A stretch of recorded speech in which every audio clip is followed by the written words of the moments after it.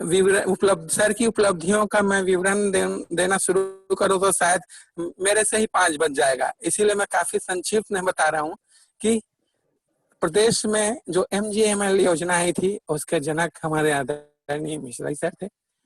विभिन्न जब राष्ट्रीय स्तर पर प्रदेश का प्रतिनिधित्व करना पड़ता है तो उसमें आदरणीय मिश्रा सर की महत्वपूर्ण सहभागिता रहती है। और एक और महत्वपूर्ण बात यह बताना चाहूंगा मैं कि लोग किसी कार्य के लिए आदेश की प्रतीक्षा करते हैं, उसके बाद फिर उस पर विचार करते हैं। हमारे सर की ये विशेषता है कि वो आदेश बाद में निकलवाते हैं, पहले कार्य संपादित करके अपने उच्च अधिकारियों के समक्ष, शासन के समक्ष आउटपुट रख देते हैं कि इस कार्य का आउटपुट हुआ है। विशेष बात यह बताना चाहूंगा कि शून्य निवेश पर, यानी बिना किसी 1 रुपए खर्च के, अभी लॉकडाउन के पश्चात यानी 20 मार्च के बाद वर्तमान तक सर प्रत्यक्ष अप्रत्यक्ष रूप से लगभग 80,000 शिक्षकों को इसी ऑनलाइन प्लेटफॉर्म के माध्यम से लक्ष्य भेद नामक अंतरराष्ट्रीय शिक्षा का प्रशिक्षण प्रदान कर चुके हैं। तो ये सर की खासियत है कि बिना किसी 1 रुपए सरकारी खर्च के 80,000 शिक्षकों की जबान पर आदरणीय श्री सुनील मिश्रा सर का नाम है। तो मैं एक बार जोरदार तालियों, या जैसा कि सर ने कहा कि चैट बॉक्स में सर का वेलकम कीजिए। और मैं या ओवर टू हेमंत जी को या वापस मन सौंपता हूँ। थैंक यू सुधाकर जी, बहुत ही आपने शानदार परिचय दिया, सर के बारे में बताया। मैं सभी मेंबर से और सभी हमारे साथियों से रिक्वेस्ट करूंगा कि जब हम ऑफलाइन ट्रेनिंग करते हैं तो जब हमारे ट्रेनर मंच पे आते हैं तो कैसे हम स्वागत तालियों के साथ करते हैं, तो इसी कड़ी में हमारे पास चैट बॉक्स है, बिल्कुल हम सब वेलकम लिख के, W लिख के सर का स्वागत करना चाहेंगे। और इसी कड़ी में बिल्कुल अभी हम ज्यादा समय न लेते हुए डायरेक्ट माइक हम सर को सौंपते हैं आगे की ट्रेनिंग प्रोग्राम के लिए। Mic hand over to Sunil sir. धन्यवाद सर।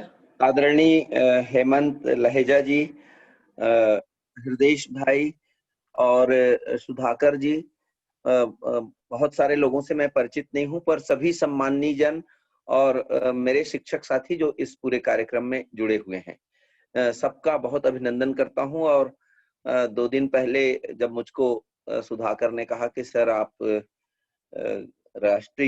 नई राष्ट्रीय शिक्षा नीति पर कुछ बात करेंगे, तो मुझको लगा कि मैं अभी क्या बात कर पाऊंगा, क्योंकि राष्ट्रीय शिक्षा नीति का मैंने पूरा गहन अध्ययन नहीं कर पाया हूं मैं। पर फिर भी सुधाकर ने कहा कि आप 1 दिन का समय ले लीजिए। वो 24 कर रहे थे तो मैं बोला चलिए 25 करते हैं, और 25 तक मैं पिछले 2 दिनों से राष्ट्रीय शिक्षा नीति को पढ़ने की बहुत कोशिश कर रहा हूं कि आपके सामने कुछ बोल पाऊं। मैं प्रयास करूंगा कि आपकी जो जिज्ञासा है राष्ट्रीय शिक्षा नीति में, उसको शांत करने की कोशिश करूं, पर फिर भी यदि मानवीय त्रुटिवश मुझसे कोई त्रुटि होती है तो मुझको लगता है कि आप सब उन त्रुटियों को नजरअंदाज करेंगे, ऐसा मेरा मानना है। तो सभी का अभिनंदन करते हुए मैं अपनी बात रखना चाहूंगा। पहली बात तो ये कि लगभग 34 साल बाद नई शिक्षा नीति आई है, और 34 साल बाद जो नई शिक्षा नीति है तो निश्चित रूप से उसमें क्या क्या विशेषताएं हैं उनको जानने की जरूरत भी है, क्या चुनौतियां हैं उनको भी समझने की जरूरत है।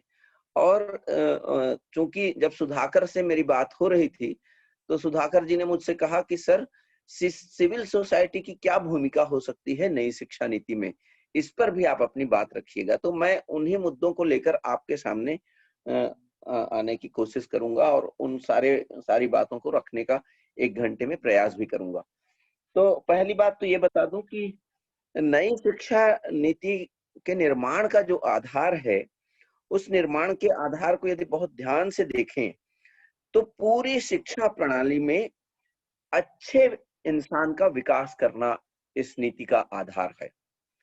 इसने पहले ही 2-3 चीजों में लिखा है कि अच्छे इंसानों का विकास करना है जो तर्कसंगत विचार और कार्य करने में सक्षम हो, जिसमें करुणा और सहानुभूति, साहस और लचीलापन, वैज्ञानिक चिंतन और रचनात्मक कल्पना शक्ति, नैतिक मूल्य और आधार हो।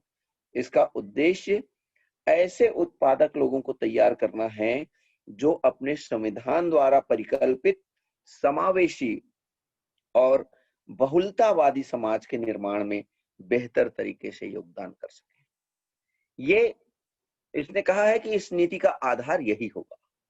तो आप कल्पना करिए कि अब हम जब भी इस नीति के साथ काम करेंगे, हमारा पहला उद्देश्य होगा अच्छे इंसान का विकास करना, अच्छे इंसान के विकास के लिए निरंतर प्रयास करना।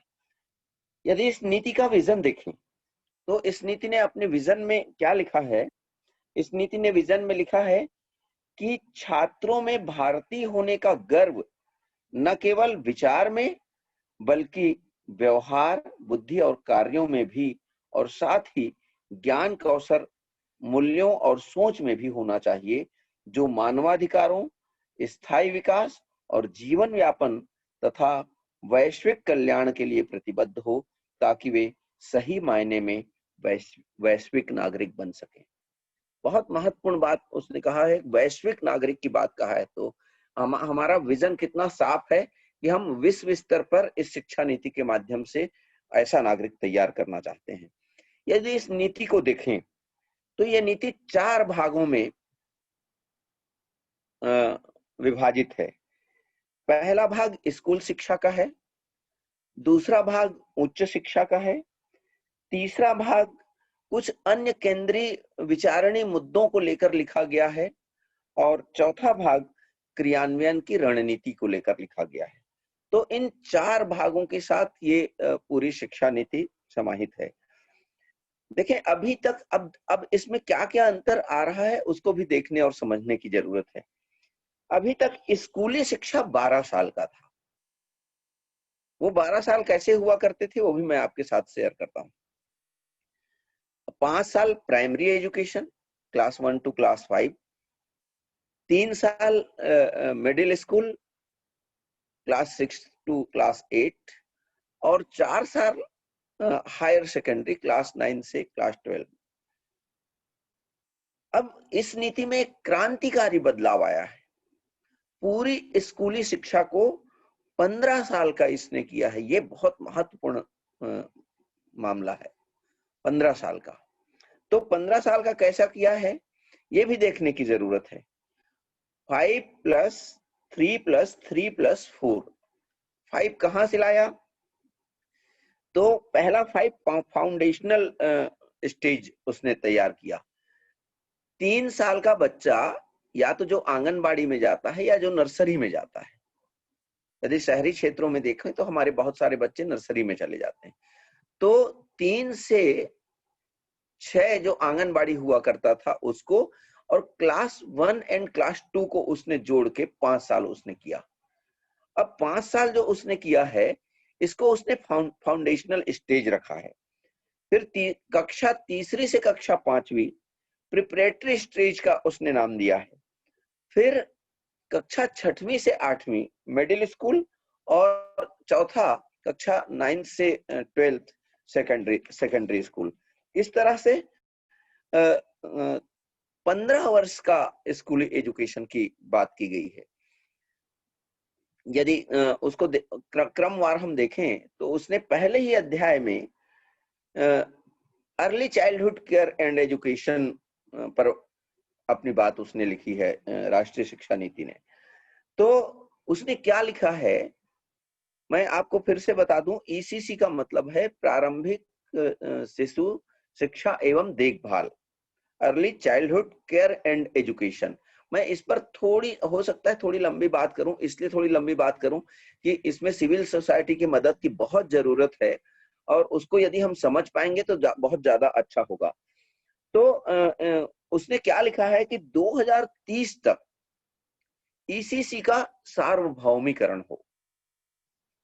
2030 तक का उसने लक्ष्य दिया है कि हम ईसीसी को का पूरा सार्वभौमिकरण कर सकें, मतलब प्रत्येक बसाहट में ईसीसी का अप्रोच सुनिश्चित हो सके। दूसरी बात उसने कहा है कि ईसीसी जो है जिसमें शारीरिक शिक्षा, मानसिक शिक्षा, संज्ञानात्मक विकास, नैतिक विकास, भाषा, इन सारी चीजों को उच्चतम गुणवत्ता स्तर तक पहुंचाना। बहुत ही महत्वपूर्ण बात उसने कही है कि early childhood care and education की पूरी प्रक्रिया को हाई क्वालिटी वाला बनाना। तीसरी बात, यदि हम इसी अध्याय में देखें तो ईसीसी के रूप में, तो ईसीसी के लिए उसने कहा है कि एनसीएफ का निर्माण करना, नेशनल करिकुलम फ्रेमवर्क का निर्माण करना। और उसने बहुत क्लियर कट उसने लिखा है कि नेशनल करिकुलम फ्रेमवर्क 2 तरीके से बनेंगे। एक 0 to 3 ईयर के बच्चों के लिए तैयार होगा जिनको संस्थागत सपोर्ट नहीं मिल पाता। मैं आपको बहुत क्लियर कट बता दूं, अभी बच्चों को संस्थागत सपोर्ट 3 साल के आयु से प्राप्त होता है, या तो नर्सरी के रूप में या आंगनबाड़ी के रूप में। और 0 to 3 ईयर का बच्चा हमेशा परिवार में ही पलता है और परिवार एक संस्था के रूप में उसका पालन पोषण करता है। पर कहाँ-कहाँ क्या-क्या चीजें आएंगी उस पर भी मैं थोड़ी बात करूंगा। तो उसने एनसीएफ पर क्या कहा कि 2 तरह के एनसीएफ बनेंगे, नेशनल करिकुलम फ्रेमवर्क ईसीसी के लिए बनेगा, और वो करिकुलम फ्रेमवर्क होगा 0 to 3 ईयर के लिए, और दूसरा होगा 3 to एज के 8 वर्ष के लिए, 8 एज के लिए। तो इस तरह से इस पर उसने बहुत गहरी बात की है। यदि उनने ये लिखा है कि अभी ईसीसी का पोजीशन क्या है, वर्तमान में क्या स्थिति है, तो उनने बताया है कि अभी 4 तरह के केंद्र संचालित हैं पूरे देश में। वो 4 तरह के केंद्र कैसे हैं? अकेले अभी आंगनबाड़ी संचालित हो रहे हैं, कहीं पर प्राथमिक शाला के साथ आंगनबाड़ी संचालित हो रहे हैं, निजी विद्यालयों के साथ नर्सरी कक्षाएं चल रही हैं, और अकेले कहीं-कहीं प्री स्कूल संचालित हो रहे हैं। 4 तरह के इस तरह के केंद्र संचालित हो रहे हैं। अब शासन प्रशासन के सामने जो सबसे बड़ी चुनौती है, आंगनबाड़ी केंद्रों और स्कूलों का एकीकरण कैसे किया जाए, क्योंकि 2 विभागों के साथ काम करना पड़ रहा है। प्राइवेट स्कूलों की तो हम बात छोड़ दें, पर यदि मैं बहुत ही शासकीय तौर पर हम देखें तो अभी तक 2 तरह के विभाग काम करते हैं। एक तो महिला एवं बाल विकास विभाग आंगनबाड़ी के साथ काम करता है 3 to 6 एज ग्रुप के बच्चों के लिए, और 6 के बाद जो क्लास 7 वर्ष का उम्र और 8 वर्ष का उम्र स्कूल के लिए है। तो आंगनबाड़ी और स्कूलों का एकीकरण कैसे होगा, ये बड़ी चुनौती है हम सबके सामने।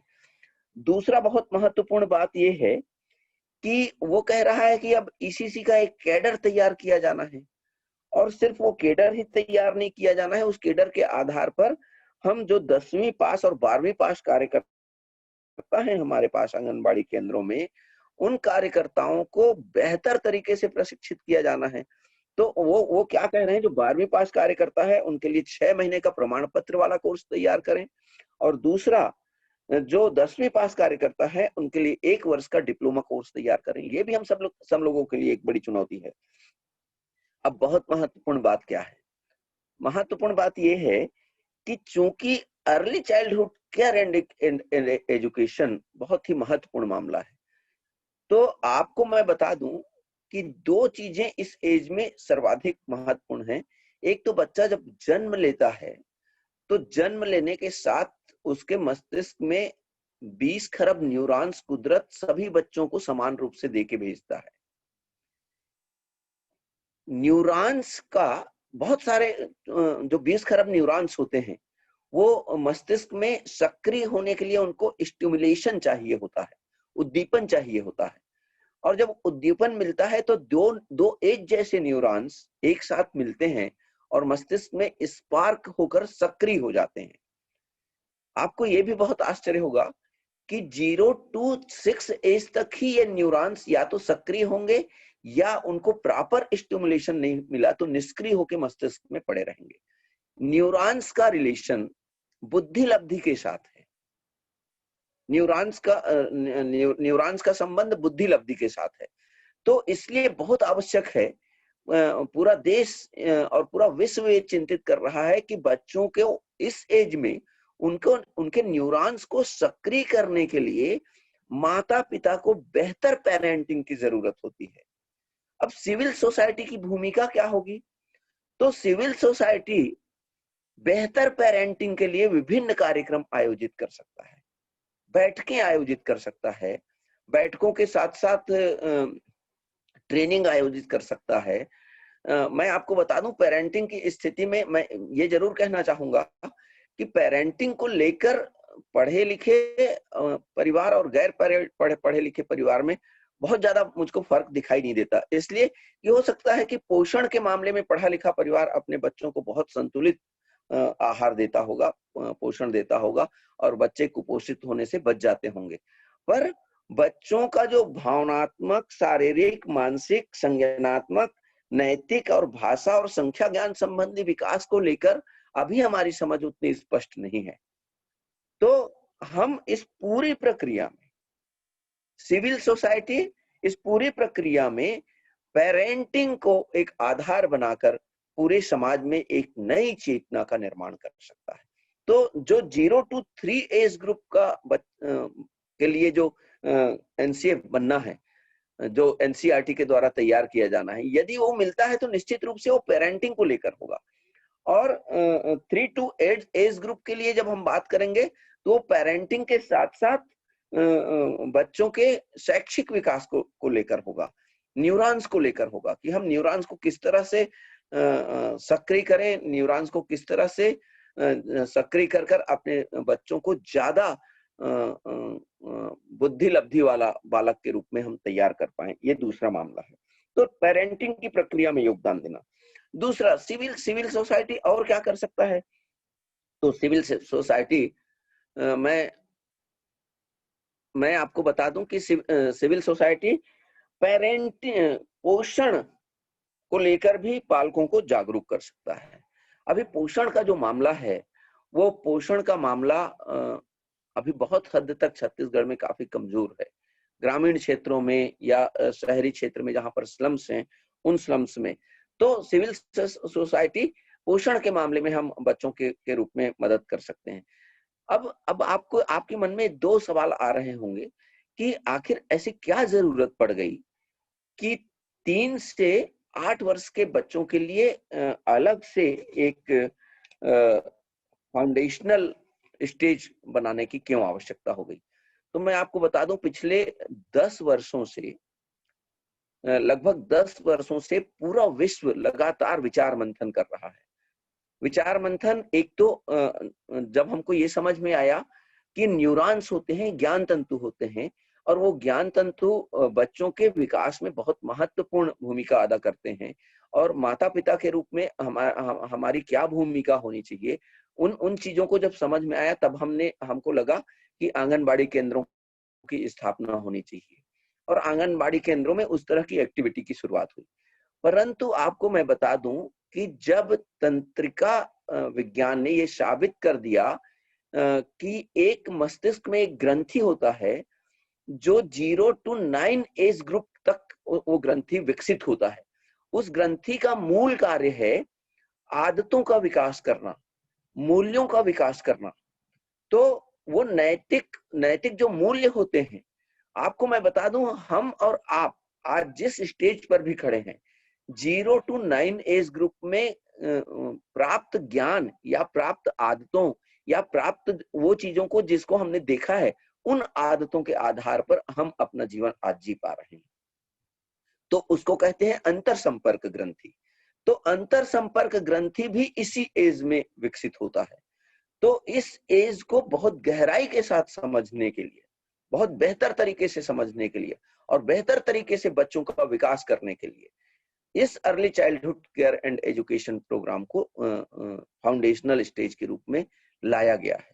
ये बहुत ही महत्वपूर्ण मामला है, और मैं आपको बता दूं, सिविल सोसाइटी को ही नहीं बल्कि पूरे समाज को और पूरे विभाग को बार बार ये कोशिश करना पड़ेगा कि ये 5 साल के एज को बहुत बेहतर बनाया जाए, बहुत बेहतर ट्रेनिंग प्रोग्राम ऑर्गेनाइज किया जाए, बहुत बेहतर तरीके से कार्यकर्ताओं और शिक्षकों को तैयार किया जाए, जिससे कि हमारे बच्चे ज्यादा अच्छे से तैयार हो सकें, क्योंकि आदतों का भी संबंध अंतर संपर्क ग्रंथि से है। ये दोनों चीज इसी एज में विकसित होती है, और इसी एज में विकसित होने के कारण से early childhood care and education का जो शैशव काल है वो बहुत महत्वपूर्ण हो जाता है।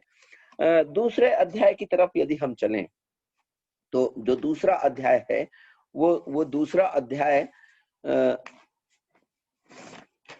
बुनियादी साक्षरता और संख्या ज्ञान को लेकर है। ये बहुत ही महत्वपूर्ण मामला है, बुनियादी साक्षरता।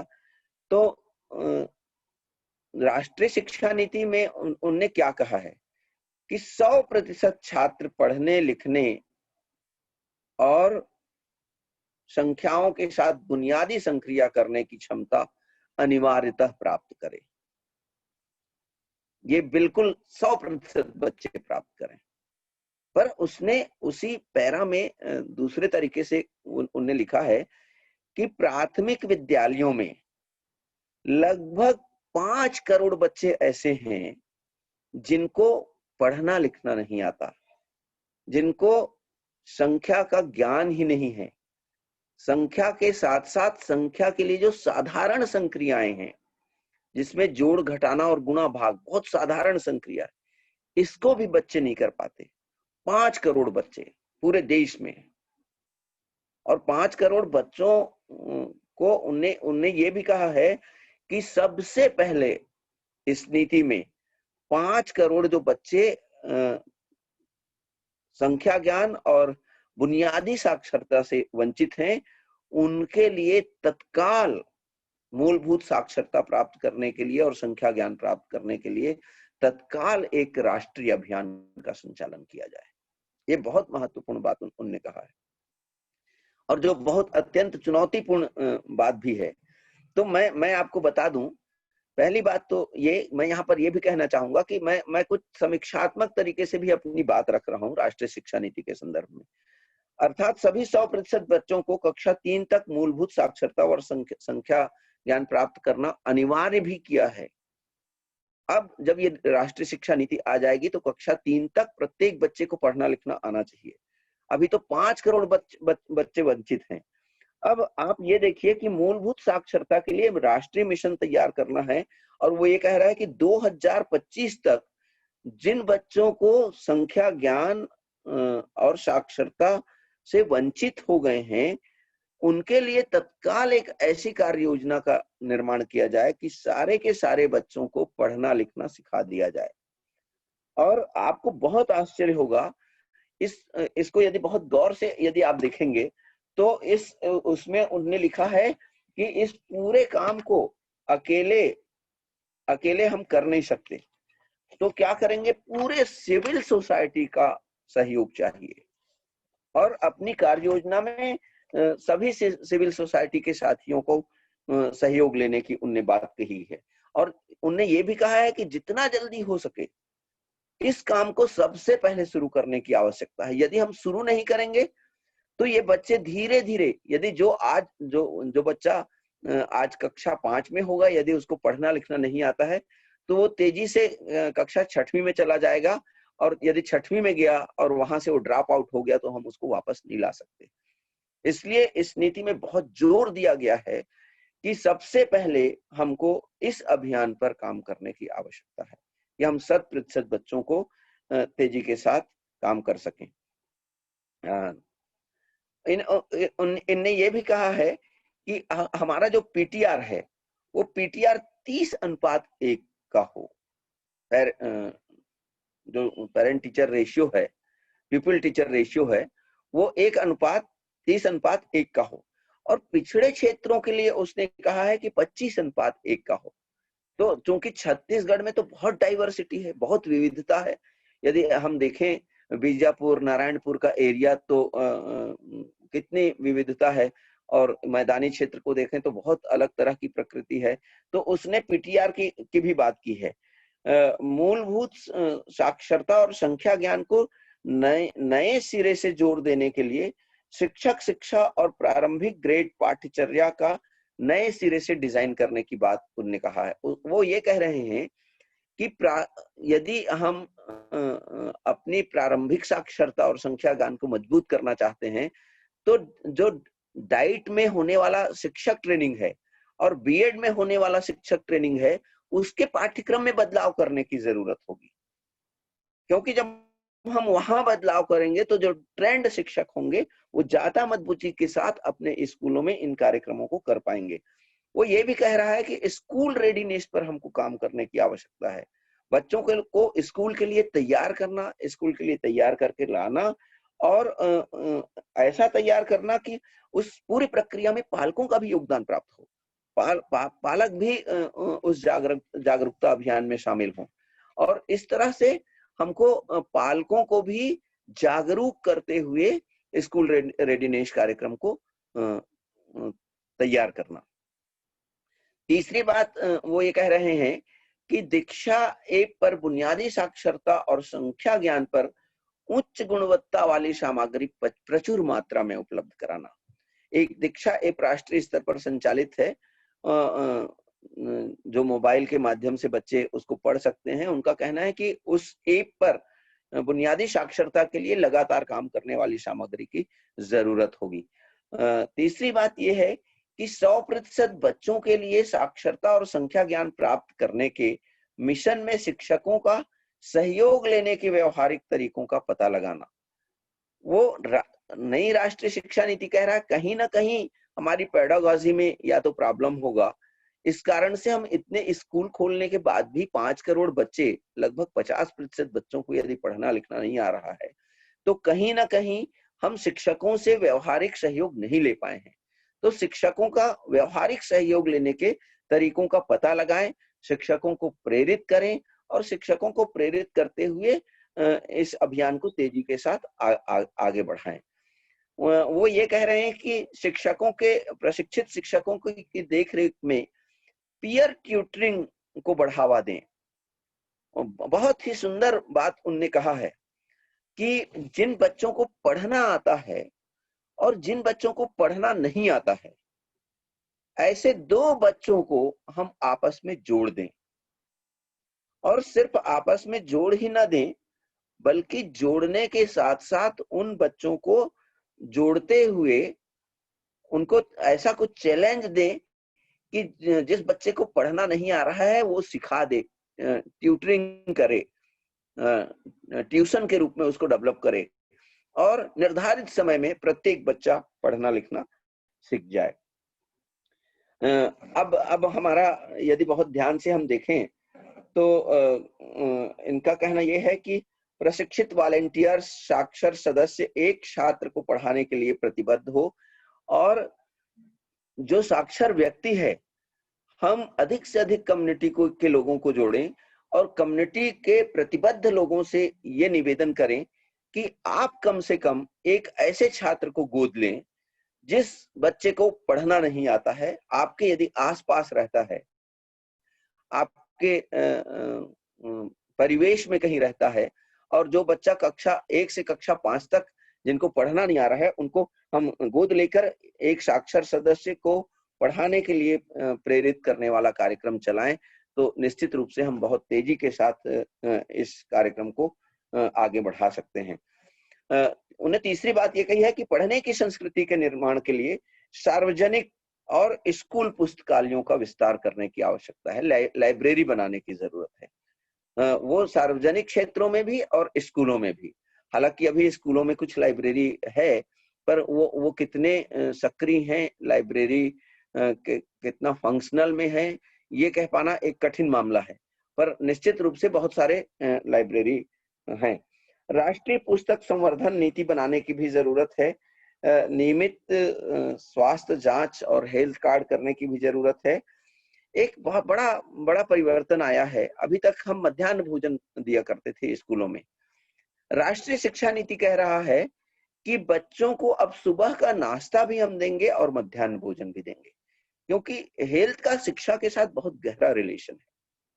तो एक थोड़ा परिवर्तन इस क्षेत्र में आया है कि सुबह का पौष्टिक नाश्ता हो और पौष्टिक नाश्ते में उनने स्थानीय फल की बात की है, पौष्टिक नाश्ते में उनने कुछ अच्छी चीजों की बात की है जो बहुत बेहतर तरीके से बच्चों को के हेल्थ को सुधार सके, और दोपहर का भोजन तो हम ऑलरेडी दे ही रहे हैं।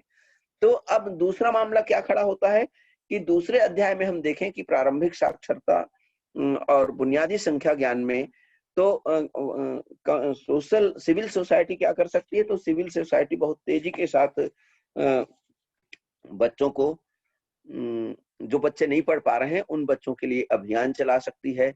सिविल सोसाइटी के सम्मानीय सदस्य एक एक बच्चे को गोद ले सकते हैं, पढ़ना सिखाने के लिए लोगों को प्रेरित कर सकते हैं, अभियान का एक हिस्सा बन सकते हैं। तीसरा अध्याय यदि हम देखें तो तीसरे अध्याय में उन्होंने कहा है कि ड्रॉप आउट बच्चों की संख्या को कम करना, जो साला त्याग रहे हैं बच्चे। उनने पहली बात तो कहा है कि 100% बच्चों का नामांकन और ठहराव पर उन्होंने बल दिया है, पर नामांकन और ठहराव पर बल तो दिया है, पर 6वीं से 8वीं का जो GER है, GER क्या होता है मैं आपको बता दूं, ग्रास इनरोलमेंट रेशियो होता है GER के रूप में। तो जो ग्रास इनरोलमेंट रेशियो है वो जनरली ग्रास इनरोलमेंट रेशियो हमेशा 100% से ऊपर होता है। वो 100% से ऊपर इसलिए होता है कि कई बार कुछ अधिक एज के बच्चे भी एडमिशन ले लेते हैं, तो वो हमेशा 100% से ऊपर है। यदि 100% से ऊपर है तभी मान के चलिए कि हमारी शिक्षा में 100% बच्चे हमारे स्कूलों में आ गए हैं, और यदि स्कूलों में नहीं आए हैं तो उसका प्रतिशत कम होगा। तो उसने GER बताया है, 6वीं से 8वीं का GER 90.9% है, 9वीं से 10वीं का GER 79.3% है, 11वीं से 12वीं का GER 56.5 है। इसका मतलब क्या है? इसका मतलब है कि अभी हमारे बहुत सारे बच्चे स्कूल से बाहर हैं, ड्रॉप आउट। यदि ये ड्रॉप आउट बच्चे हैं तो वो संख्या भी बता रहा है, 6 से 17 वर्ष के विद्यालय न जाने वाले बच्चों की संख्या 3.22 करोड़ है। अब आप कल्पना करिए, इतने बच्चे स्कूल से बाहर हैं पूरे देश में। 2030 तक आंगनबाड़ी से माध्यमिक स्तर पर 100% बच्चों का नामांकन NER, net enrolment ratio, NER प्राप्त करना होगा। तो इसके लिए 2 पहल की उनने बात की है। 2 पहल क्या होना चाहिए? पहला पहल, विद्यालय से बाहर बच्चों की वापसी तेजी के साथ कराई जाए। 2025 तक इसको भी एक अभियान के रूप में संचालित किया जाए। और दूसरा पहल उन्होंने कहा है कि नामांकित बच्चों को ड्रॉप आउट होने से कैसे रोके, इसके लिए भी रणनीति बनाई जाए। तो ये दोनों चीजों पर उन्होंने बात की है।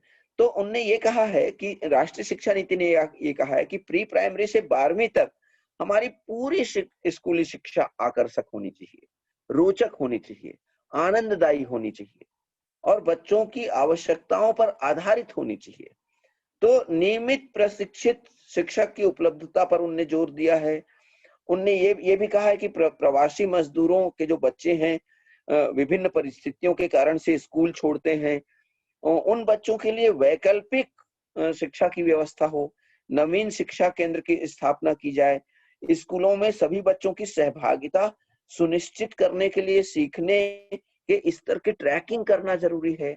वो ये कह रहे हैं कि सीखने के स्तर का ट्रैकिंग किया जाए। बच्चे क्यों छोड़ते हैं? बच्चे इसलिए छोड़ते हैं कि बच्चे यदि स्कूल में ठीक से पढ़ लिख नहीं पाए तो उनको लगता है कि स्कूल आना बेकार है, इसलिए बच्चे छोड़ देते हैं। तो यदि बच्चा कक्षा 3री तक नहीं आया तो उसको लगता है कि ये तो शिक्षक भी हमारा बेकार है, हमारा स्कूल भी बेकार है, क्योंकि मैं तो जिस पर्पस से आया था वो पर्पस नहीं सीख पाया, तो वो छोड़ देता है। तो इसलिए क्या कह रहे हैं कि सीखने के स्तर की ट्रैकिंग लगातार करते रहें और उस ट्रैकिंग के आधार पर हम सुधारात्मक रणनीति अपनाते भी रहें। तीसरी बात ये कह रहे हैं, जो पीछे रह गए हैं मुख्य धारा में जोड़ने के लिए पर्याप्त सुविधा उपलब्ध कराना, राज्य और जिला स्तर पर दिव्यांग व्यक्तियों का सशक्तिकरण से जुड़े संगठन और व्यक्तियों को इस कार्य से जोड़ना। वो ये भी कह रहे हैं कि चूंकि कई बार जो बच्चे हैं ड्रॉप आउट दिव्यांगता के कारण भी हो जाते हैं, तो जिला स्तर और राज्य स्तर पर जो ऐसी संस्थाएं हैं और संगठन हैं उनको जोड़कर स्कूली शिक्षा से जोड़कर कार्य करने पर उनने बल दिया है। तीसरी बात वो ये कह रहे हैं कि कक्षा की गुणवत्ता सुनिश्चित करने वालों के लिए मजबूत चैनल और इस क्षेत्र में उत्कृष्ट कार्य करने वाले शिक्षकों को प्रोत्साहन प्रणाली का विकास करना। बहुत ही महत्वपूर्ण बात। अभी तक हमारी शिक्षा व्यवस्था में जो शिक्षक अच्छे काम कर रहे हैं वो शिक्षक बेचारे खो जाते हैं कहीं भी। तो उनका कहना है कि शिक्षकों के प्रोत्साहन के लिए अभी जब हेमंत जी बात कर रहे थे तो मुझको बहुत अच्छा लग रहा था। हेमंत जी कह रहे थे कि हम ऐसा कुछ कार्यक्रम रखेंगे जिसमें शिक्षकों को प्रोत्साहित करेंगे। उनको उन्होंने कहा था कि कुछ वो गिफ्ट भी, कुछ किताब भी देने वाले हैं। कितनी काबिले तारीफ बात है। तो ये भी एक तरीका हो सकता है सिविल सोसाइटी का।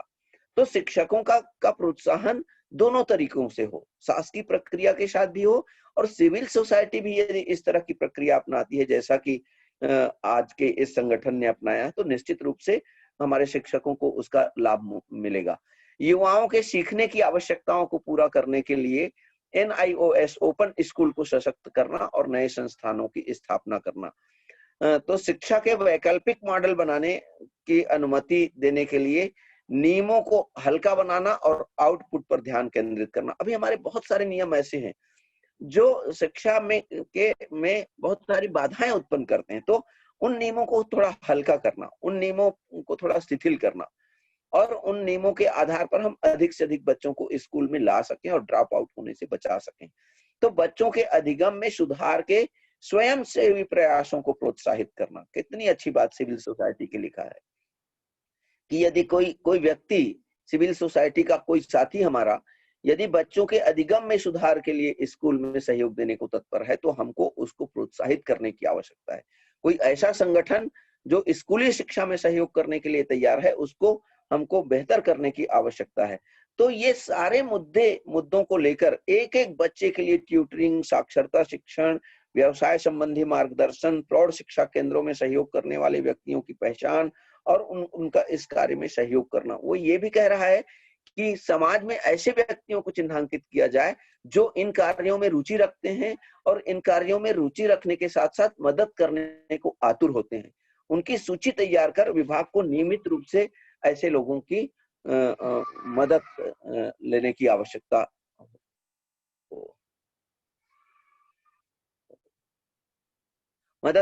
आवश्यकता पर उनने काफी बल दिया है।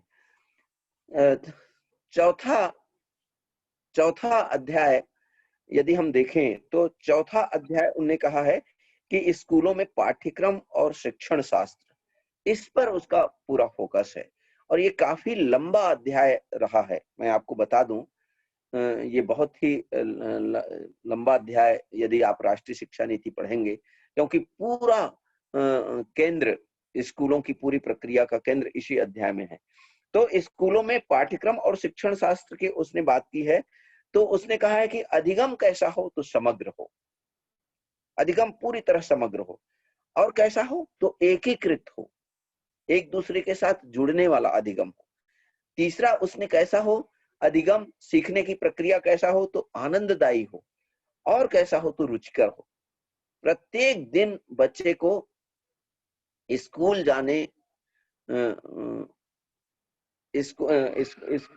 जाने की इच्छा जागृत हो। तो चारों स्टेज के लिए पाठ्यक्रम की चर्चा की गई है। मैं आपको बता दूं, उसने जो पहला फाउंडेशनल स्टेज, दूसरा प्रिपरेटरी स्टेज, तीसरा मिडिल स्टेज और चौथा हायर सेकेंडरी स्टेज, चारों स्टेज पर उसने पाठ्यक्रम निर्माण की परिकल्पना की गई है। और वो उनका कहना है कि पूरी शिक्षा प्रणाली रटने की प्रथा से मुक्त हो।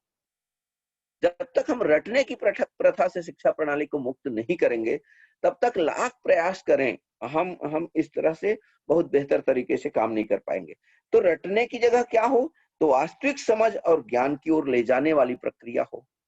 तो अब जो भी पाठ्यक्रम, हो सकता है कि नई शिक्षा नीति आने के बाद पूरे देश में नई किताबें आए, नए पाठ्यक्रम आए, नई पाठ्यचर्या आए, और सभी पाठ्यचर्या के आलोक में हमारी किताबों में, क्योंकि इस अध्याय को यदि बहुत गहराई के साथ आप देखेंगे तो बहुत अच्छी बात उनने कही है। मैं तो काफी लंबे दो दिन से लगातार इसको पढ़ने की कोशिश कर रहा हूँ, क्योंकि मुझको यदि बोलना है तो निश्चित रूप से पढ़ने की जरूरत पड़ेगी। तो वो कह रहे हैं कि वास्तविक समझ और ज्ञान की ओर ले जाने वाला हमारा पाठ्यक्रम हो, हमारा सारा पाठ्यक्रम। शिक्षा का उद्देश्य संज्ञानात्मक समझ न होकर चरित्र निर्माण और 21वीं सदी के कौशल पर आधारित हो। बहुत महत्वपूर्ण बात उन्होंने कहा है कि चरित्र निर्माण के साथ साथ 21वीं सदी का कौशल, 21st सेंचुरी का स्कूल प्रत्येक बच्चे के पास हो। उसका भी कारण मैं आपको बता दूं, उसका भी कारण मैं इसलिए आपको बता दूं, इसमें तो बहुत सारे जो शिक्षक हैं वो तो ऑलरेडी जुड़े हुए ही हैं, पर यदि जो हमारे सिविल सोसाइटी के साथी हैं, थोड़ा 20वीं सदी और 21वीं सदी को आप देखें तो क्या अंतर आने वाला है। तो 20वीं सदी में समाज दो वर्गों में बटा हुआ था, गरीब और अमीर वर्ग में, उत्पादक और कामगार वर्ग में। 21वीं सदी का भी समाज दो वर्गों में बटा हुआ है। यदि आप बहुत गहराई के साथ देखें, अभी तो हम 21वीं सदी के पर कदम रखना शुरू किए हैं, तो 21वीं सदी का समाज यूजलेस और यूजफुल दो वर्गों में बंटता हुआ नजर आ रहा है। उसका एग्जाम्पल देखें, बहुत ध्यान से यदि देखें तो आज से 20 साल पहले जब हम 1 एकड़ खेत को जोतते थे तो 5 मजदूर लगते थे। आज 1 एकड़ खेत को जब हम जोतते हैं तो 1 घंटे में 1 व्यक्ति जोत लेता है। इसका सीधा सा अर्थ हुआ कि 4 व्यक्ति यूजलेस हो गए, अनयूज्ड हो गए। ऐसा हर क्षेत्रों में आप देख सकते हैं। तो यदि आप हर क्षेत्रों में देखेंगे तो धीरे धीरे टेक्नोलॉजी स्थान ग्रहण करते जा रहा है। मानव की आवश्यकता कम होते जा रही है, और जो व्यक्ति टेक्नोलॉजी के साथ अपने आप को तालमेल बिठा के नहीं चल पाएगा, वो धीरे धीरे अनयूज्ड होता जाएगा, यूजलेस होता जाएगा। इसलिए क्या कह रहा है कि 21st सेंचुरी का स्किल प्रत्येक बालक के अंदर डालने की जरूरत है। तो 21st सेंचुरी का स्किल क्या है? तो 6C है। वही कह रहा है कि क्रिटिकल थिंकिंग बच्चे को आना चाहिए, बच्चे को क्रिएटिव थिंकिंग आना चाहिए, बच्चा क्रिएटिव हो, बच्चा कंपेशन हो, बच्चे के अंदर कॉन्फिडेंस हो। तो इस तरह का जो 6C है वो 6C के साथ बच्चा काम करे, और हमारा पूरा पाठ्यक्रम ऐसा डिजाइन हो, हमारी पाठ्य पुस्तकें इस तरह से डिजाइन हो कि बच्चे के भीतर चरित्र निर्माण के साथ साथ 21वीं सदी का कौशल विकसित हो, 21st सेंचुरी का कौशल विकसित हो। यदि हम ऐसा कर पाए तो निश्चित रूप से हम अपने बच्चों को बहुत आगे ले जाएंगे। क्या कह रहा है कि अनिवार्य अधिगम और आलोचनात्मक चिंतन, क्रिटिकल थिंकिंग बढ़ाने के लिए पाठ्य पुस्तकों की विषय वस्तु को कम करने की बात कही गई है। अभी चूंकि जो हम 6C की बात कर रहे हैं वो 6C डेवलप कब होगा? जब बच्चे को पाठ्य पुस्तक का जो विषय वस्तु बहुत ज्यादा बोझिल ना लगे। उसमें 30 पाठ रख दिए तो क्या मतलब हुआ, लेकिन बच्चों का 21st सेंचुरी का स्किल तो डेवलप हो नहीं पाया। तो इसलिए 21st सेंचुरी का स्किल डेवलप करने के लिए मैं आपको ये भी बता दूं, थोड़ी आपकी जानकारी के लिए, कि अभी तक हमारे देश में मूल्यांकन की जो बात होती है उसमें 2 तरह की हम बात करते हैं। एक प्रथम नाम की संस्था मूल्यांकन करती है, और प्रथम नाम की संस्था जो मूल्यांकन करती है उस संस्था में 5वीं के बच्चों से दूसरी का स्किल पूछा जाता है। और आप पेपरों में पढ़ते होंगे कि हमारे इतने प्रतिशत बच्चों को दूसरी की चीजें नहीं आती, आपने कई बार पढ़ा होगा। दूसरा NCERT करता है, नेश के लेवल पर मूल्यांकन करता है, वो नेश की प्रक्रिया से, तो वो जिसमें लर्निंग आउटकम्स पर मूल्यांकन करता है और विषयवार तय कर देता है कि कितना बच्चों को आता है, किस जिले के बच्चों को आता है। तीसरे तरह का मूल्यांकन होता है पीसा का मूल्यांकन। आपकी जानकारी के लिए जो सिविल सोसाइटी के साथी हैं उनके लिए ये चीज मैं आपके सामने रख रहा हूँ कि पीसा का जो मूल्यांकन होता है वो OCED नामक एक संस्था है, अंतरराष्ट्रीय स्तर की संस्था है, वो करती है। और PISA programme for international student assessment वो करती है, और वो उसमें 6C का ही मूल्यांकन किया जाता है। आपको आश्चर्य होगा, 2009 में भारत उस पीसा के एग्जाम में बैठा था, कुछ संस्थाएं बैठी थी, और वो संस्थाओं में से जब हम बैठे तो 73 देश कुल सम्मिलित हुए थे और हमारा नंबर 72वां था, और उसके बाद हम पीसा के एग्जाम में बैठ नहीं पाए।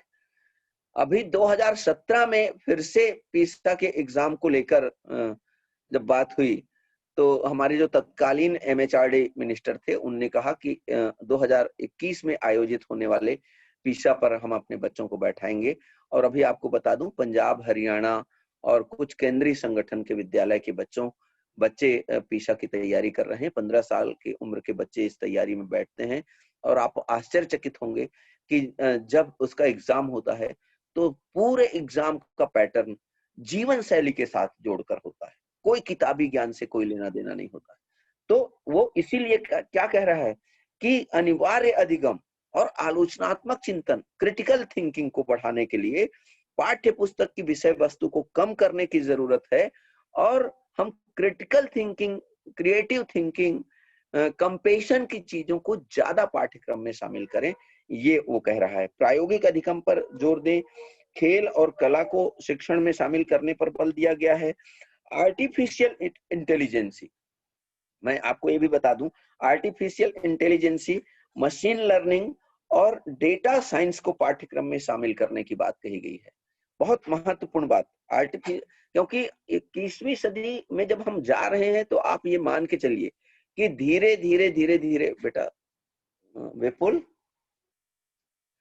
धीरे धीरे पूरी जो प्रक्रिया होगी वो 21वीं सदी की ओर जैसे जैसे बढ़ते जाएगी, तो आप मान के चलिए कि हमको आर्टिफिशियल इंटेलिजेंसी की तरफ ही आगे बढ़ना पड़ेगा। अभी तो हम ट्रैक्टर में जाकर खेत जोतने की बात कर रहे हैं, पर एक समय ऐसा आएगा कि आप अपने घर के कंप्यूटर पर बैठे होंगे और आपके ट्रैक्टर पर कोई रोबोट बैठा होगा और आप अपने ही घर में बैठकर अपने रोबोट को ऑर्डर देंगे कि भैया 335/17 का खसरा नंबर खेत को जोत के आ जा।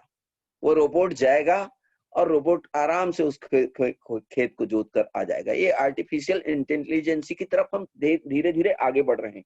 मशीन लर्निंग की बात कर रहे हैं। मशीन लर्निंग की बात हम इसलिए कह रहे हैं कि बहुत तेजी के साथ हम अपने बच्चों को रोबोट बनाना सिखाएं, अपने बच्चों को आर्टिफिशियल इंटेलिजेंसी की तरफ ले जाएं, डेटा साइंस की तरफ ले जाएं। डेटा साइंस क्या कहता है कि डेटा से निकालकर कमियों को, उपलब्धियों को कैसे पहचानना बच्चों को प्रारंभिक स्तर से ही सिखाएं। तो पाठ्यक्रम में इन सारी चीजों को शामिल करने की उनने बात कही है। मिडिल स्तर पर कोडिंग संबंधी गतिविधियों की शुरुआत हो, ये बहुत महत्वपूर्ण बात उन्होंने कहा है, कोडिंग संबंधी गतिविधियों की। तो मिडिल स्तर पर आपको बहुत आश्चर्य होगा कि भारत में कुछ स्कूल ऐसे हैं जहां पर कक्षा 6वीं का जो बच्चा है कंप्यूटर का C++ करना जान गया है, जावा करना जान गया है। ये कैसे हुआ है? तो ये इसलिए हुआ है कि जैसे ही शिक्षकों को ये पता चला, आपको बहुत आश्चर्य होगा, कई ऐसे देश हैं जहां पर क्लास 5 के आते आते तक हमारे बच्चे C++ करने लग जाते हैं। और आपको यदि हम अपने देश में देखें तो बहुत सारे हमारे इंजीनियरिंग के जो बच्चे हैं, इंजीनियरिंग करने के बाद बहुत सारी प्राइवेट कंपनियां अपने उन बच्चों को C++ सिखाने के लिए अलग से 6 महीने का कोर्स कराती हैं। और यदि हम बच्चों को प्रारंभ से ये सिखाना, ये आवश्यकता है हमारी, ये जरूरत है हमारी। यदि हम इन जरूरतों के साथ नहीं चलेंगे तो बहुत सारी समस्याएं आएंगी। तो मिडिल स्तर पर ही कोडिंग संबंधी गतिविधियों की शुरुआत करने की बात कही गई है। इसमें एक बहुत अच्छी बात ये कहा है कि 6 से 8 का जो विद्यार्थी है प्रत्येक वर्ष 10 दिन बिना बस्ता के स्कूल आएगा, और वो 10 दिन बिना बस्ता के स्कूल में क्या करेगा? तो बढ़ई, माली, कुम्हार, लोहार, उनके साथ हाथ के कामों की ट्रेनिंग लेगा। वो जो हाथ के काम है उसका वो प्रशिक्षण प्राप्त करेगा, और इसको विद्यालय नियमित रूप से आयोजन करेंगे। 10 दिन समाज में जितने भी जो काम होने वाले हैं उन कामों को लेकर वो ट्रेनिंग हो। तो इस तरह से बहुत गहराई के साथ पाठ्यक्रम में बदलाव की बात की गई है इस अध्याय में। इस अध्याय में यह भी कहा गया है कि एनसीएफ 2021 का निर्माण एनसीईआरटी द्वारा किया जाए, नेशनल करिकुलम फ्रेमवर्क का निर्माण। फिर से हमारा, अभी मैं आपको बता दूं कि एनसीएफ 2005 में हमारा एनसीएफ बना हुआ था और अभी तक वो एनसीएफ रिवाइज नहीं हुआ है। तो 2020-21 में फिर से नेशनल करिकुलम फ्रेमवर्क लाने की बात इस नीति में कहा गया है। पाठ्य पुस्तकों में बदलाव की बहुत व्यापक परिकल्पना की गई है। जो हमारे पाठ्य पुस्तक हैं, उन पाठ्य पुस्तकों में बेहतर बदलाव की परिकल्पना की गई है। आकलन की प्रक्रिया में बदलाव की बात उन्होंने कहा है। ये बहुत महत्वपूर्ण मामला है। अभी हमारी पूरी शिक्षा व्यवस्था में आकलन प्रणाली बहुत कमजोर है। हम बच्चों को पहचान ही नहीं पाते, ना तो बच्चों की रुचियों को जान पाते, ना बच्चों को पहचान पाते, ना बच्चों की कमियों को पहचान पाते, ना बच्चों की उपलब्धियों को पहचान पाते। जब तक हम अपनी बच्चों की उपलब्धियों को नहीं पहचानेंगे तो उनको शाबाशी कैसे दे पाएंगे। यदि हम अपने बच्चों की कमियों को नहीं पहचान पाएंगे तो उनके लिए सुधारात्मक उपाय कैसे कर पाएंगे। तो आकलन प्रणाली में व्यापक बदलाव की उनने बात की है, लेकिन उनने ये भी कहा है कि कक्षा 10वीं और बोर्ड की परीक्षाएं यथावत जारी रहेंगी। 10वीं और बोर्ड की जो बाकी परीक्षाएं हैं यथावत जारी रखने की परिकल्पना उनने की है। उनने ये भी कहा है कि अब हमारा जो पेडागॉजी होगा वो डिजिटल पेडागॉजी होगा और कक्षाएं कैसी होंगी, तो स्मार्ट कक्षाएं होंगी, स्मार्ट क्लास होंगे, इसकी परिकल्पना की गई है। अभी तक हमारी पूरी पेडागॉजी किस पर आधारित है? किताब लेकर हम चले जाते हैं, कुछ चीजें लेकर चले जाते हैं। अब वो कह रहे हैं कि हम अपने शिक्षकों को इतना सशक्त बनाएंगे कि हम शिक्षकों को सशक्त करते हुए डिजिटल बना देंगे। हमारा पूरा पाठ्यक्रम डिजिटल होगा, शिक्षण शास्त्र डिजिटल होगा और साथ ही साथ हमारी कक्षाएं स्मार्ट कक्ष के रूप में स्थापित होंगी। तो इस तरह से अध्याय 4 में परिकल्पना की गई है। अध्याय 5 को यदि हम देखें तो अध्याय 5 में पूरा अध्याय 5 शिक्षक के नाम से उन्होंने रखा है। तो वो ये कह रहे हैं अध्याय 5 में शिक्षकों की जो का आदर है और सम्मान को पुनर्जीवित करने का काम करना होगा। शिक्षकों को जब तक हम सम्मान नहीं देंगे, जब तक हम आदर भाव पैदा नहीं करेंगे, तब तक हम अपनी शिक्षा में आमूलचूल परिवर्तन नहीं ला सकते। तो हमारे छात्रों और हमारे राष्ट्र के लिए सर्वोत्तम संभव भविष्य सुनिश्चित करने के लिए शिक्षकों की प्रेरणा और सशक्तिकरण की आवश्यकता पर उन्होंने व्यापक बल दिया है। और उन्होंने ये कहा है कि हम अपने शिक्षकों का मान सम्मान बढ़ाने के लिए लगातार काम करेंगे, उस तरह से ट्रेनिंग प्रोग्राम डिजाइन करेंगे, उस तरह से ट्रेनिंग प्रोग्राम करने की प्रक्रिया करेंगे। भर्ती और पद स्थापना की भी उनने बात कही है। वो ये कह रहे हैं कि अब जो है हमारा बीएड अलग, अभी तक हम बीएड कॉलेज बिल्कुल अलग तरीके से थे कि बीए करने के बाद 2 वर्ष का कोई बीएड कर लेता था। अब वो ऐसा करने की बात नहीं कर रहे हैं। जिसको शिक्षक बनना है कक्षा 12वीं के बाद ही तय कर ले कि अब मुझको शिक्षक बनना है। यदि उसको शिक्षक बनना है तो वह बीए के साथ बीएड वाला कोर्स में एडमिशन लेगा और ये 4 वर्ष की प्रक्रिया होगी और 4 वर्ष की प्रक्रिया में वह बच्चा बीए बीएड करके निकलेगा और शिक्षक के रूप में वो शामिल हो सकता है। तीसरा ये कह रहा है कि शिक्षक पात्रता परीक्षा टीईटी लेना अनिवार्य होगा, बिना टीईटी के हम शिक्षकों की भर्ती नहीं कर पाएंगे। सेवा काल के दौरान कार्य संस्कृति और वातावरण में व्यापक बदलाव की उनने बात कही है कि पूरे इन सर्विस एजुकेशन की बात जो है, इन सर्विस एजुकेशन का मतलब है कि हमारे जो शिक्षक सेवा में हैं उन शिक्षकों को बेहतर कार्य संस्कृति का वातावरण देने के लिए लगातार बार-बार प्रशिक्षण की आवश्यकता पर बल दिया है और नई टेक्नोलॉजी के साथ प्रशिक्षण की उनने बात की है। तो इस तरह से शिक्षकों के लिए भी उनने पूरा स्थान रखा है। वो कह रहे हैं कि सतत व्यावसायिक विकास की वो बात कर रहे हैं, कैरियर मैनेजमेंट और प्रगति की बात कर रहे हैं, शिक्षकों के लिए कुछ व्यावसायिक मानक तैयार करने की बात कर रहे हैं और जो विशिष्ट शिक्षक हैं, ऐसे शिक्षक जो विशेष रूप से उन बच्चों के लिए जो विशेष आवश्यकता वाले बच्चे हैं, उन बच्चों के लिए जो विशिष्ट शिक्षक होंगे उनके लिए भी अलग तरह से ट्रेनिंग की बात कर रहे हैं। तो शिक्षा का एक व्यापक दृष्टिकोण इस नीति ने दिया है और इस नीति के व्यापक दृष्टिकोण के परिणाम स्वरूप ही इसको काफी स्थान भी दिया गया है और काफी बदलाव की प्रक्रिया भी अभी से दिखाई दे रही है, इस वर्ष से तो दिखाई दे ही रही है। तो निश्चित रूप से ये 5वां अध्याय था।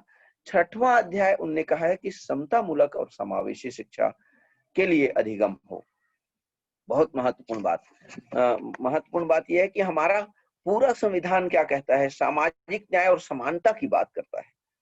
सामाजिक न्याय और समानता की जब बात करता है तो सामाजिक न्याय और समानता शिक्षा से ही आ सकती है।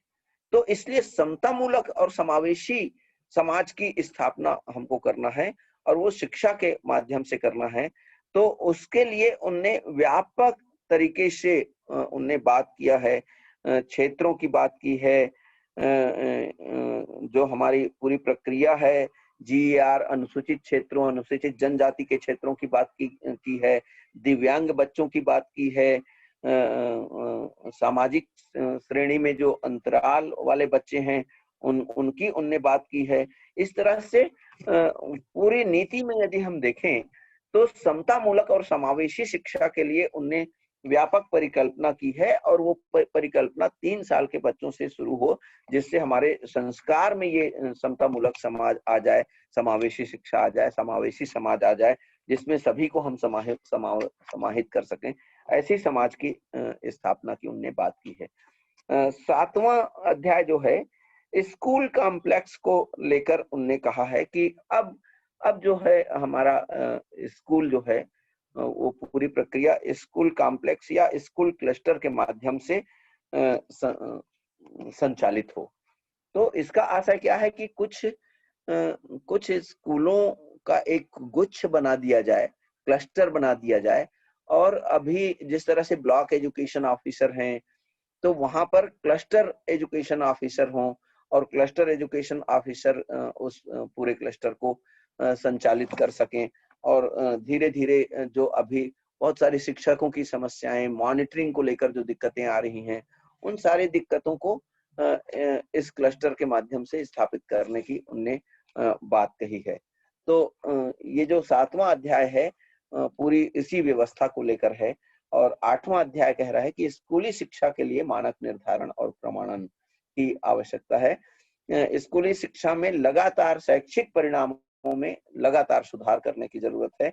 तो हमको अपने लिए कोई ना कोई मानक निर्धारण करने की जरूरत है, और सिर्फ मानक निर्धारण ही न करें बल्कि उस मानक निर्धारण को का प्रमाणन करें। तो जिस तरह से अभी हायर एजुकेशन में जो नेक होता है और नेक के माध्यम से हम किसी महाविद्यालय को A++, B++ का ग्रेडिंग करते हैं, तो इस तरह से स्कूल शिक्षा में भी अपग्रेडिंग करने की परिकल्पना की तरफ हम आगे बढ़ रहे हैं। तो मैं इस अध्याय तक मैं पहुंच नहीं पाया था और मुझको लगता है कि इस अध्याय तक अभी इसको बहुत थोड़ा गहराई के साथ पढ़ नहीं पाया हूं। तो मैं अध्याय 7 तक पूरी तरह से स्कूली शिक्षा पर मैंने काम किया, और चूंकि अध्याय 8 को मैं ठीक से पढ़ नहीं पाया हूं इसलिए इस पर अपनी बात मैं नहीं रख पाऊंगा। तो मुझको लगता है कि आज 1 घंटे का जो ये सेशन है, इस 1 घंटे के सेशन में मैंने नई शिक्षा नीति के भाग 1 स्कूली शिक्षा पर ही बात करने का प्रयास किया है, और अभी इसके 3 भाग बाकी है। क्योंकि ये बहुत व्यापक और विस्तृत विषय है तो शायद उसके लिए और समय की आवश्यकता होगी। तो आप सबको धन्यवाद। यदि आपके मन में कोई प्रश्न हो तो जरूर आप अपना प्रश्न रख सकते हैं।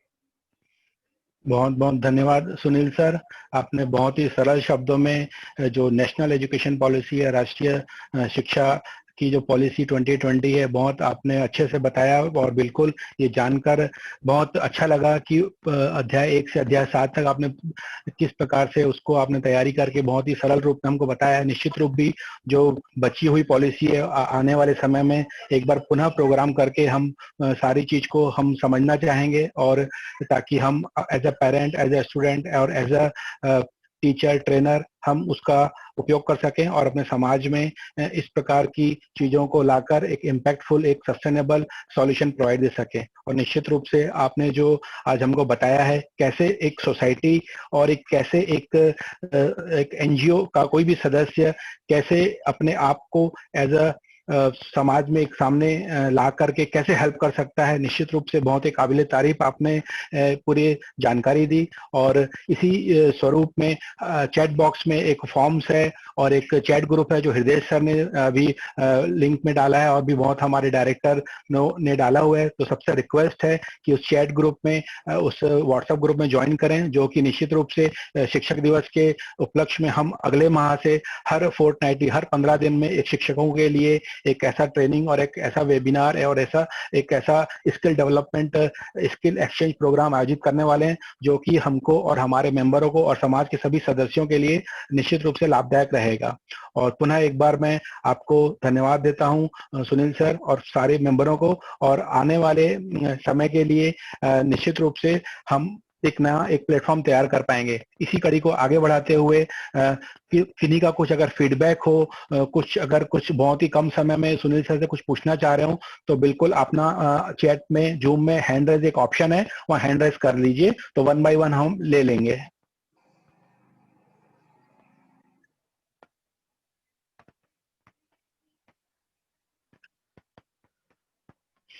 तब तक आप सभी से आरिफ अंसारी जी ने हैंड रेज किया है। सर, आप अपने आप को अनम्यूट करिए, आप अपनी बात रख सकते हैं।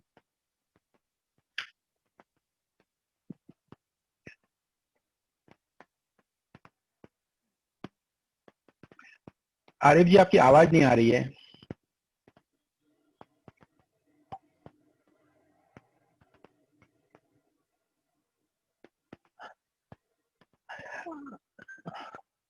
यस, आरिफ जी की कुछ टेक्निकल शायद प्रॉब्लम है ऑडियो को लेकर, तो जरूर जैसा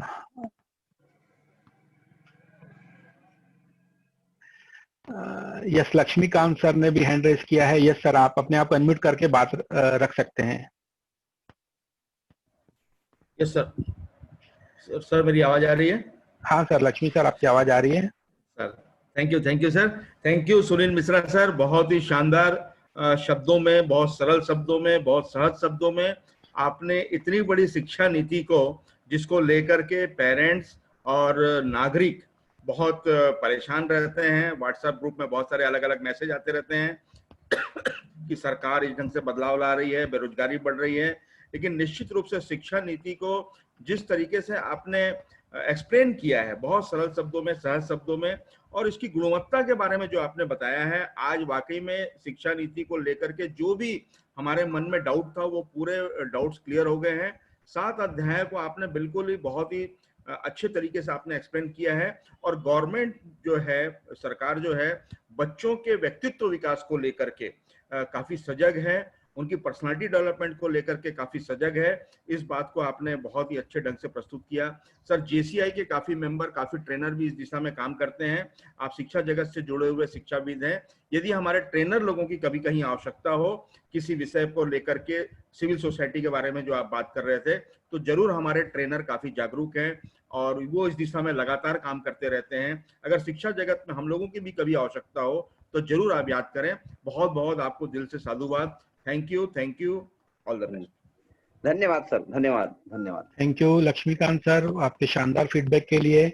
और कोई अपनी बात रखना चाहते हैं, कुछ क्वेश्चन आंसर, तो हम जरूर 1 या 2 मिनट है हमारे पास। और हेमंत जी, मैं 2 मिनट एक बात कहना चाह रहा था। जरूर। नमस्कार सभी को। मैं अमित खरे बात कर रहा हूँ। मैं आईटीसी डायरेक्टर हूँ।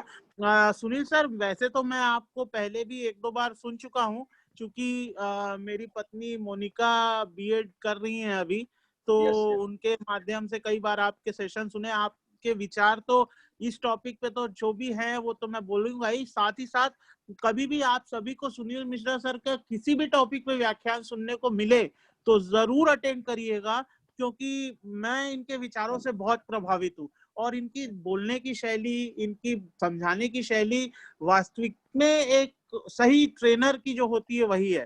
तो बहरहाल आज की मैं बात करूं तो सुनील सर, मैं आज के टॉपिक पे बहुत ज्यादा मतलब मैं पॉजिटिव नहीं था कि अरे शिक्षा नीति को हम क्या करेंगे जान के, लेकिन जिस हिसाब से आपने हमारे परिप्रेक्ष्य से उसको समझाया, मैं बिल्कुल ये कह सकता हूं सर कि मतलब मेरा इंटरेस्ट पहले जागा, फिर जाग के बढ़ा और वो चरम पे गया।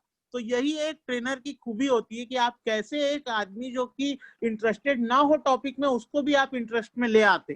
तो मैं आपको बहुत बहुत धन्यवाद करता हूं सर। और मुझे पता ही नहीं था कि ये शिक्षा नीति में इतनी डेप्थ में ये सारी चीजें कही गई हैं, और ना ही कभी कहीं हमें जानने या सुनने का मौका मिला।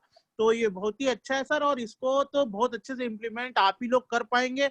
हमारी जब भी जरूरत हो हम आपके साथ हैं, और बाकी हमको जब भी आपकी जरूरत पड़ेगी तो हम आपको जरूर याद करेंगे सर। धन्यवाद सर। धन्यवाद सर, धन्यवाद, बहुत बहुत धन्यवाद। धन्यवाद अमित जी, बहुत ही आपने अपने दिल की बात कही कि कैसे हमारे सुनील सर ने कैसे शब्द को और कैसे ट्रेनिंग को बहुत ही एक सरल रूप में हमारे सामने रखा और बताया कि क्या हो सकता है ये। और अभी हमारे संरक्षक मंडल से, सलाहकार मंडल से वासुदेव थौरानी जी सर दिख रहे हैं, तो सर से भी मैं क्लोजिंग रिमार्क के लिए मैं रिक्वेस्ट करूंगा। वासुदेव थौरानी जी, वासुदेव सर।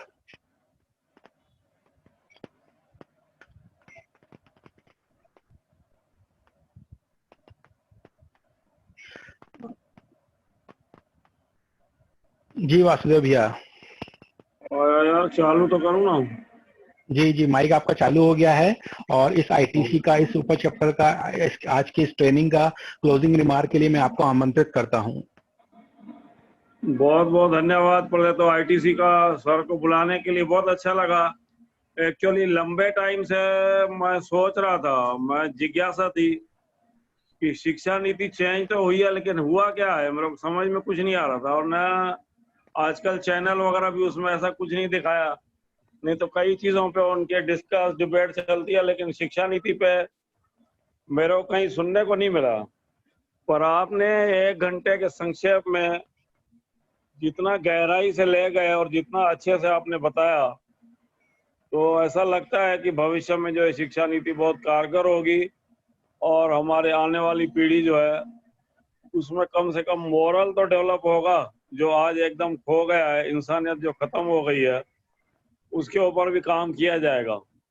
और आपने जिस गहराई से उसका अध्ययन किया है, उम्मीद करता हूं कि आपके माध्यम से जो दूसरे टीचर हैं वो भी उसको, क्योंकि टीचर का सम्मान जैसा आपने बताया, हमारे अपने युग में टीचर का बहुत सम्मान था। आज मेरी एज 63 साल है, जब मैं स्कूल में पढ़ता था तो हमारे युग में टीचर का बहुत सम्मान था। लेकिन अभी जो मैं देख रहा हूँ बच्चों का, ऐसा हो गया है कि गिव एंड टेक वाला हिसाब हो गया है, पैसा दे रहे हैं, शिक्षा ले रहे हैं, ऐसा कहते जैसे खरीद रहे हैं किसी चीज को। तो वो कोई भी चीज अच्छी नहीं हो सकती। और आपके माध्यम से अनुभव कर रहा हूँ कि भविष्य में एक बार फिर वो चीज आएगी जहाँ गुरु और शिक्षा का, शिष्य का एक अनोखा संबंध होगा, जहाँ मान सम्मान होगा। आज के सत्र के लिए बहुत धन्यवाद है आपका, और बहुत खुश हूँ मैं कि मैं इसको अटेंड कर पाया। तो वैसे भी मेरी जिज्ञासा थी, पर आपके जिस तरीके से आपने बताया, ऐसा लगा कि हमारा ये 1 घंटा जो आज सार्थक गया है। कहीं भी कोई ऐसा नहीं लगा कि 1 मिनट भी हमारा व्यर्थ गया हो। बहुत बहुत धन्यवाद आपका, बहुत बहुत शुक्रिया। आईटीसी का भी बहुत बहुत धन्यवाद, जो इस तरह के प्रोजेक्ट ला रही हैं, क्योंकि ये भी एक तरीका है लोगों को समझने का, समझाने का। सर बहुत बहुत धन्यवाद पुनः। Thank you ITC, thank you Vasudev sir, बहुत बहुत शानदार आपके उद्बोधन रिमार्क के लिए। साथियों, इसे हेमंत सर, मैं इस मौके पर अपने आदरणीय गुरु जो मुझको सिटी में उंगली पकड़ के चलना सिखाए, मैं इस अवसर पर उनका वंदन ना करूं। मैं बता दूं कि यह आजादी के बाद 1968 में सबसे पहले राष्ट्रीय शिक्षा नीति आई, फिर 1986 में, और उसके बाद अभी ये 2019 में। तो आप सोच सकते हैं कि, और मैं नहीं समझता कि इसको बनाने में कम से कम 8 से 10 वर्ष लगे होंगे। तो इन 10 वर्षों के निचोड़ में और इतने मोटी संविधान जैसी कोई किताब को 1 घंटे में समय में, मतलब वो कहते हैं ना, जैसे फलों के टोकरी से एक अच्छे फल छांट कर उसका जो रस पिलाया जाता है, तो उसी प्रकार नई शिक्षा नीति की जो मुख्य बातें हैं जिससे हमारी सोशल सोसाइटी, जो सिविल सोसाइटी है, वो लाभान्वित हो सके, उसको सर ने मेरा एक फोन पर मेरा आग्रह स्वीकार किया। सर, मैं बहुत तहे दिल से आपका आभारी हूँ। और इसी तरह आईटीसी और हम ये जो आगे हमारा प्रोजेक्ट चलने वाला है success story of teacher teach talk show, उसमें भी आपका सहयोग हमें आईटीसी को मिलेगा। और हम जो जैसे बीजापुर के साथी हैं, बलरामपुर के साथी, नारायणपुर के साथी हैं, उनकी उपलब्धियों को हम सुन सकेंगे और पूरे प्लेटफॉर्म पे बांट सकेंगे। तो उसमें भी आपका मुझे पूरा सहयोग लगेगा। इसी उम्मीद के साथ एक बार पुनः आपका वंदन, अभिनंदन। बहुत बहुत बढ़िया सुधाकर जी, शानदार। सर जी मैं सुनील सर 2 प्लीज। मिनट हाँ 2 मिनट बोलना चाह रहा हूँ। देखिए, आप लोगों ने मुझको अवसर दिया, ये मेरे लिए सौभाग्य की बात है। और आप सब लोगों से मेरा परिचय हुआ, ये मेरे लिए बहुत गौरव की बात है। क्योंकि एक्चुअल में जब सिविल सोसाइटी और हम शासकीय कर्मचारी सब एक साथ मिलकर यदि काम करेंगे तो समाज में एक बड़ा परिवर्तन ला सकते हैं। तो मैं जितने भी ये पूरा जो आपका ये संगठन है उससे जुड़े हुए सभी साथियों का हृदय से अभिनंदन करता हूं, सभी को प्रणाम करता हूं। और जब भी आप कहेंगे मैं हमेशा आपकी सेवा में सदैव तत्पर रहूंगा। 2-3 दिन पहले जरूर बताएं जिससे मैं आ सकूं और अपनी बात रख सकूं। तो सभी का आभार, सभी को बहुत धन्यवाद। बहुत बहुत बढ़िया सुनील सर, आपके विचारों से। और सुधाकर जी ने बहुत ही शानदार एक अपना पक्ष रखा है कि कैसे आप एज अ गुरु उनके साथ कैसे उंगली पकड़ के आप चलना सिखाया, आप सबको बताया उन्होंने, बहुत बहुत बढ़िया।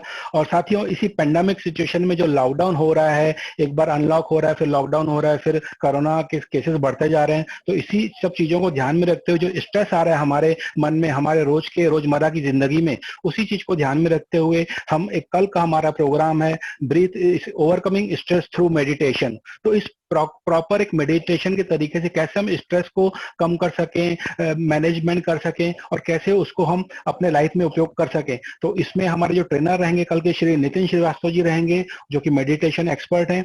तो मैं चाहूंगा कि कल सब आप सबका पुनः इस ट्रेनिंग प्रोग्राम में आप आए, अटेंड करें। और आगे की कार्यवाही के लिए, वोट ऑफ थैंक्स के लिए हमारे बीच में जयेश पोमल जी हैं। तो जयेश पोमल जी हमारे आईटीसी के डायरेक्टर हैं। मैं जयेश पोमल जी से रिक्वेस्ट करूंगा कि वोट ऑफ थैंक्स दें।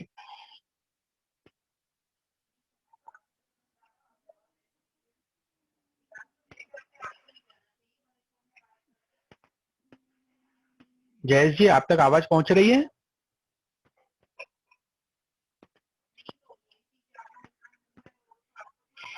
चलिए, हमारे अन्य डायरेक्टर सुभाष साहू जी हमारे बीच में हैं। सुभाष साहू जी, आपसे रिक्वेस्ट है, आप तक आवाज पहुंच रही है? जी जी, थैंक यू हेमंत जी। सबसे पहले तो मैं सुनील मिश्रा सर का बहुत बहुत धन्यवाद देता हूं कि इतनी महत्वपूर्ण जानकारी 1 घंटे में देना काफी मुश्किल रहता है।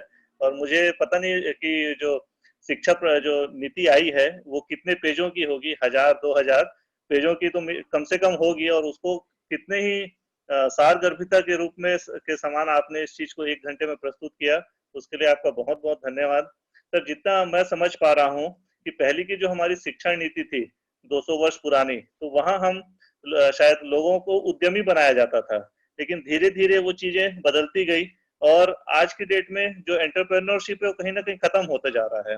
लेकिन ये जो शिक्षा प्रणाली अभी आई है और आने वाले समय में लग रहा है कि और इसमें काफी चीज सुधार होगी, जिससे नए जो अभी जो आने वाली पीढ़ी है वो उद्यमी के रूप में आगे बढ़ेंगे। जो हमारे प्रधानमंत्री जी का एक सपना है कि खुद को सबल बनाना है, अपने आप को मजबूत बना के आगे बढ़ना है, यही शिक्षा नीति में आई हुई है। इन्हीं चीजों के साथ मैं कहना चाहूंगा कि बहुत अच्छे तरीके से सर आपने समझाया। आने वाले समय में भी हम आपको बिल्कुल सुनना चाहेंगे और आपसे निवेदन है कि बिल्कुल समय आप दीजिएगा। और sir thank you very much. सभी पार्टिसिपेंट्स काफी दूर दूर से आए हुए हैं और इस आज के प्रोग्राम में शरीक हुए। ऑन बिहाफ ऑफ आईटीसी मैं सभी का बहुत बहुत धन्यवाद देता हूँ। Thank you very much. धन्यवाद सुभाष जी। और अब मैं आज के इस ट्रेनिंग प्रोग्राम की सभा समाप्ति की घोषणा करता हूं और कल पुनः आप सभी से 3:50 पे मेडिटेशन की ट्रेनिंग के लिए, पेंडेमिक सिचुएशन पे मैनेजमेंट के लिए मैं आप सभी को पुनः एक बार आमंत्रित करता हूं। और साथ में चैट बॉक्स में फॉर्म, फीडबैक फॉर्म दिया गया है और आप सभी टीचरों के लिए एक जो प्रोग्राम तैयार किया जा रहा है उसका एक व्हाट्सएप ग्रुप का लिंक दिया गया है। सबसे रिक्वेस्ट है उस ग्रुप को ज्वाइन करें और फॉर्म में फीडबैक दें। थैंक यू सो मच और एक बार फिर से आप सभी को धन्यवाद। Thank you very much. Team समाप्ति की घोषणा। Thank you.